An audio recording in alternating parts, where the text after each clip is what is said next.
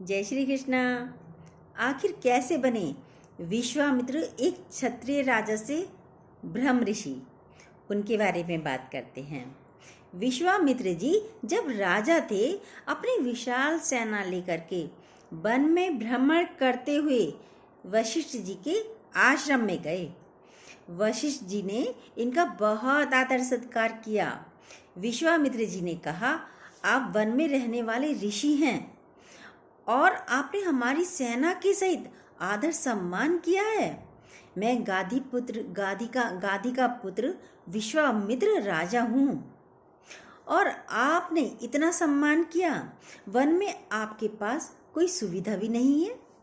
राजा के पास भी इतनी सुविधा नहीं हो सकती जितनी कि आपने हम लोगों का आदर सत्कार किया है, जितनी आपने हमारे सैनिकों को, घोड़ों को और हमारे लिए व्यवस्था की है। वशिष्ठ जी, मैं जानना चाहता हूँ ये सब कहाँ से हुआ? वशिष्ठ जी ने कहा, हे राजन, हे विश्वामित्र महाराज, मेरे पास कामधेनु की पुत्री नंदिनी नाम की एक गाय है और इस गाय से जो भी मैं याचना करता हूँ वह सब दे देती है। मैंने कहा था, हे नंदिनी, तुम विश्वामित्र सैनिकों के साथ आए हैं, उनकी सब व्यवस्था करो। उसी ने आपके स्वागत की सारी व्यवस्था की है। विश्वामित्र जी ने कहा, तब ऐसी दिव्य गौ राजा के पास होनी चाहिए। आप जैसे ब्राह्मण क्या करोगे? राजा को तो प्रजा की देखभाल करनी है, राजा को देश की रक्षा करनी है। ऐसे दिव्य जो गौ रत्न हैं वो हमें दे दीजिए। विश्वामित्र जी ने कहा वशिष्ठ जी से, हम आपको इसके बदले 1000 गाय दे देंगे।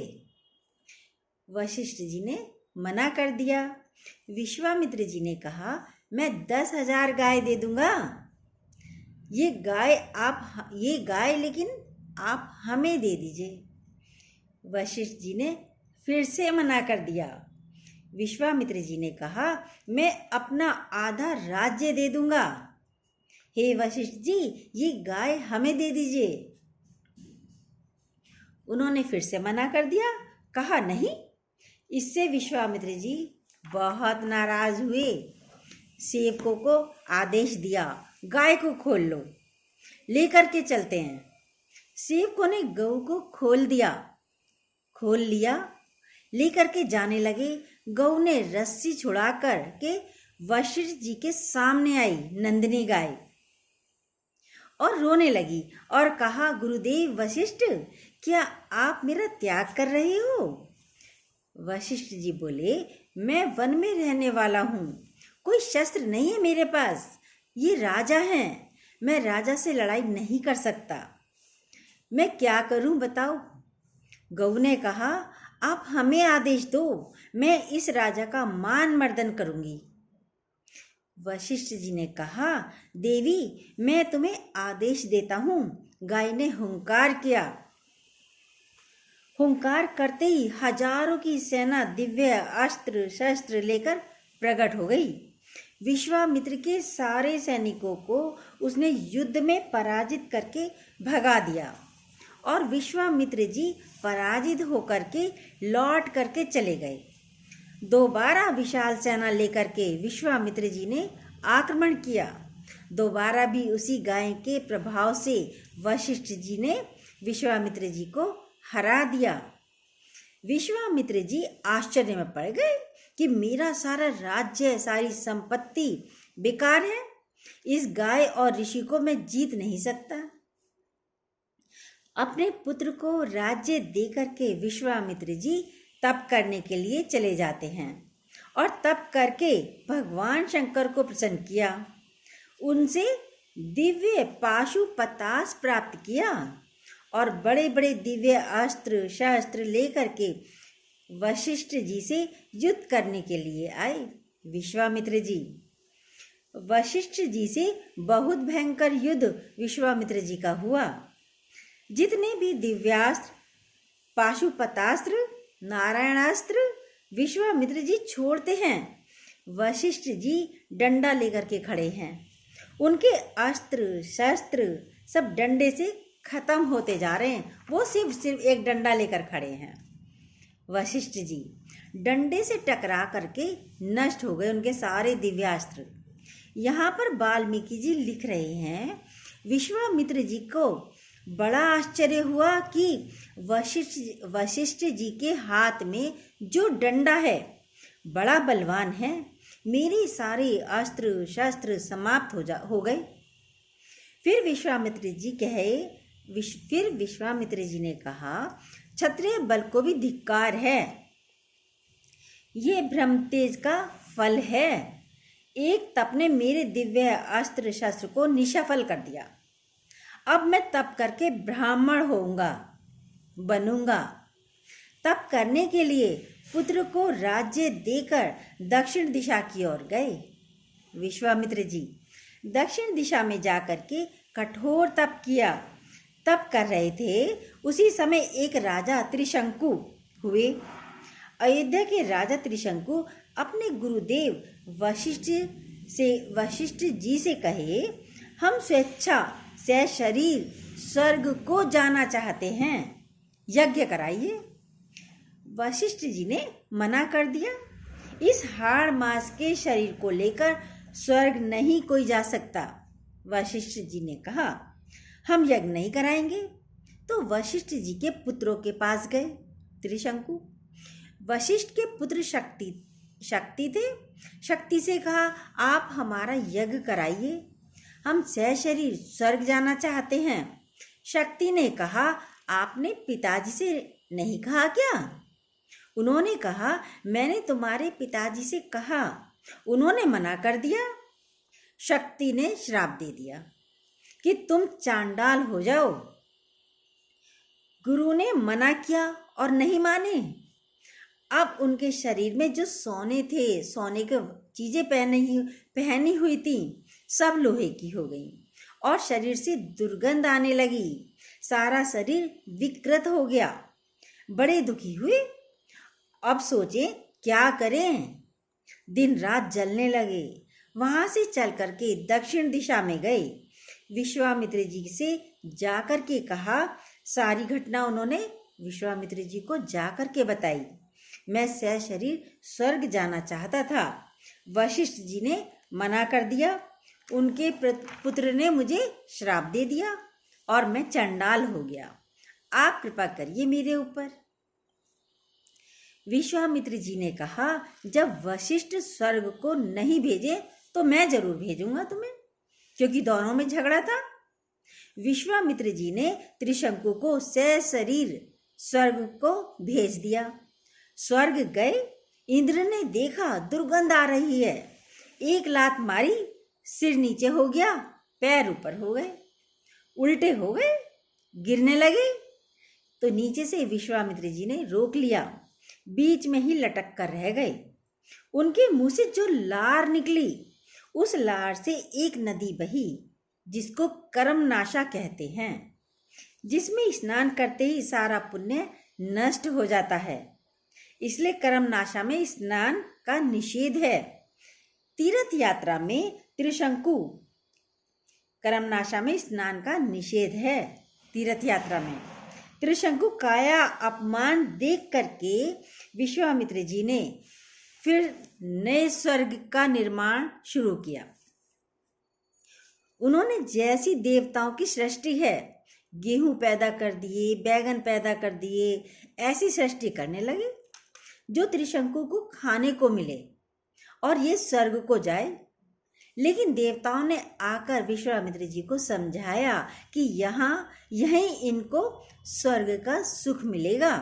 लटके रहेंगे पर यहीं स्वर्ग का सुख मिलेगा इन्हें। तुम चिंता मत करो। विश्वामित्र जी लौट कर आ गए अपने आश्रम में। सारी तपस्या लेकिन नष्ट हो गई, क्योंकि क्रोध से कराना सारे कार्य। अब दक्षिण दिशा छोड़ करके पश्चिम दिशा में गए विश्वामित्र जी। पश्चिम दिशा में पुष्कर में आकर के तप कर रहे थे कि विश्वामित्र जी के पास पश्चिम दिशा में तप करते हुए अम्बरीश नाम के राजा आए। अम्बरीश राजा ने पुत्र की कामना से यज्ञ कराना था। वरुण देवता के लिए। राजा अम्बरीश को विश्वामित्र जी ने मिलकर के कहा कि हमें मनुष्य की बलि देनी है, यज्ञ करने के लिए हमें मनुष्य की बलि देनी है। कोई नहीं मिला। अंत में एक ब्राह्मण मिला। उस ब्राह्मण के यहाँ गए। अम्बरीश राजा ने कहा कि हमें यज्ञ करना है, हमें एक मनुष्य चाहिए जो बलि के लिए हो। उसमें ऋषि महर्षि जिनका नाम अजिगर्त है, अजिगर्त के 3 पुत्र थे। तो पिता ने कहा कि मैं बड़े पुत्र को नहीं दे सकता, क्योंकि पिता को बड़ा पुत्र प्रिय होता है। माँ से कहा आप धन ले लो, छोटे पुत्र को हमें दे दो। माँ ने कहा मैं छोटे पुत्र को नहीं दे सकती, क्योंकि छोटा पुत्र मुझे प्रिय है। तो उस समय अम्बरीश से बीच वाले पुत्र ने कहा अब हम ही फालतू हैं, आप हमें ले चलिए। माता को छोटा पुत्र प्रिय है और पिता को बड़ा वाला, इसका मतलब बीच वाला किसी को प्रिय नहीं है, तो हम ही को ले चलिए। सुनैशेप नाम था। बहुत साधन दे करके अजिगर्त से खरीद करके अम्बरीश राजा अयोध्या में यज्ञ करने के लिए ला रहे थे। पुष्कर तीर्थ में विश्वामित्र जी तपस्या कर रहे थे। तो अम्बरीश से सुनैशेप ने कहा कि मेरे मामा यहीं पर तप करते हैं विश्वामित्र जी, मैं उनका दर्शन करना चाहता हूँ। उन्होंने कहा चलो। विश्वामित्र जी के चरणों में जाकर के वो रोने लगा सुनैशेप, और कहे कि हमारी रक्षा करो, हमको यज्ञ के लिए बलि के लिए ले जा रहे हैं ये। विश्वामित्र जी बरसों से तप कर रहे थे। उन्होंने कहा जाओ, तुम मेरी शरण में आए हो, मैं तुम्हें अपना पुत्र स्वीकार करता हूँ, और जाओ, तुम्हारी हम रक्षा करेंगे। अपने पुत्रों से विश्वामित्र जी ने कहा कि देखो आज से ये भी मेरा पुत्र है। विश्वामित्र जी के पुत्रों ने कहा नहीं, ये आपका पुत्र नहीं है। उन्होंने अपना भाई नहीं माना उसे, क्योंकि फिर भाई भाई मानेंगे तो संपत्ति में बंटवारा करना पड़ेगा, उसका भी अधिकार हो जाएगा। अब विश्वामित्र जी नाराज हुए, पुत्रों को श्राप दे दिया, तुम सब पागल हो जाओ। सब पागल हो गए और सुनैशेप को उन्होंने भेजा। उन्होंने मंत्र बताया और मंत्र से इंद्र देवता प्रसन्न हो गए। सुनैशेप की रक्षा हुई, लेकिन विश्वामित्र जी का तप नष्ट हो गया, क्योंकि श्राप दे दिया था। श्राप देने के कारण फिर से उनकी सारी तपस्या खत्म हो गई, नष्ट हो गई। अब पश्चिम दिशा छोड़ करके उत्तर दिशा में गए। उत्तर दिशा में जा करके उन्होंने तप किया। वहां मेनका नाम की अप्सरा आई। मेनका अप्सरा के साथ रहने लगे, शकुंतला पैदा हो गई। वहां भी उनका तप नष्ट हो गया। अब सोचे कि जहां गए वहीं तप नष्ट हो गया, क्या करें, ब्राह्मण कैसे बनेंगे हम। अंत में विश्वामित्र जी पूर्व दिशा में गए, जड़ मौन हो गए। जड़ मौन माने ना किसी से बोलना, ना हिलना, ना डुलना, न चलना। वहां जड़ मौन होकर के विश्वामित्र जी ने कठोर तप किया। इंद्र डर गए कि कहीं हमारे सर्प को ना ले लिए, ब्राह्मण ना हो जाएं। रंभा नाम की अप्सरा को भेज दिया इंद्र ने। रंभा अप्सरा विश्वामित्र जी के पास आई। विश्वामित्र जी ने सोचा कि ये बाधा डालने के लिए जरूर आई है, ये बाधा डालने के लिए आई है। क्रोध में भर करके विश्वामित्र ने श्राप दे दिया कि तुम पत्थर की हो जाओ।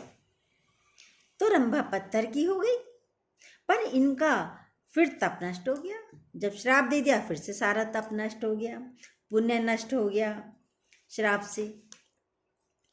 अब विश्वामित्र जी पूर्वगामी होकर के हिमालय की ओर चले गए। कठोर तप किया, मस्तक से धुआं निकलने लगा और उस धुएं से तीनों लोक व्याप्त हो गए और अंत में देवता ब्रह्मा जी की शरण में गए। सब ने कहा हे ब्रह्म ऋषि, हम आपका स्वागत करते हैं। तो विश्वामित्र जी ब्राह्मण हो गए हो, विश्वामित्र जी ब्राह्मण हो गए हो आप, और ब्रह्म ऋषि पद को पा लिया आपने। और उन्होंने ब्रह्मा जी से कहा, विश्वामित्र जी ने, कि आपके कहने से तो मैं ब्रह्म ऋषि हो गया, लेकिन जब तक वशिष्ठ जी नहीं कहेंगे तब तक मैं अपने आप को ब्राह्मण नहीं मानूंगा। ब्रह्मा जी ने वशिष्ठ जी से कहा कि तुम कह दो कि विश्वामित्र अब तुम ब्राह्मण हो गए हो, ब्रह्म ऋषि हो गए हो। वशिष्ठ जी कहते हैं मैं नहीं कहूँगा, नहीं, क्योंकि अब ये पूरे ब्राह्मण नहीं हुए हैं।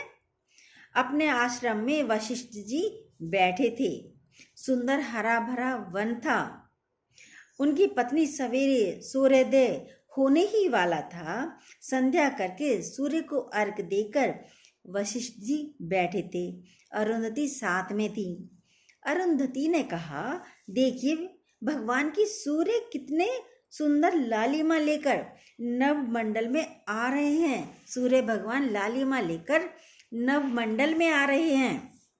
वशिष्ठ जी ने कहा, जैसे सूर्य की लालिमा आकाश मंडल में दिखाई दे रही है, उसी तरह पृथ्वी पर विश्वामित्र का तेज चारों तरफ प्रकाशित हो रहा है, उनकी तपस्या का।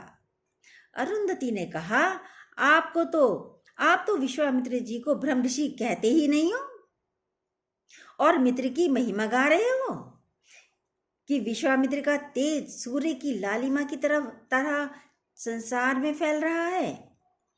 वशिष्ठ जी ने कहा, देवी देखो, विश्वामित्र ब्रह्म ऋषि तो हो गए हैं, लेकिन क्रोध उनका अभी तक गया नहीं है,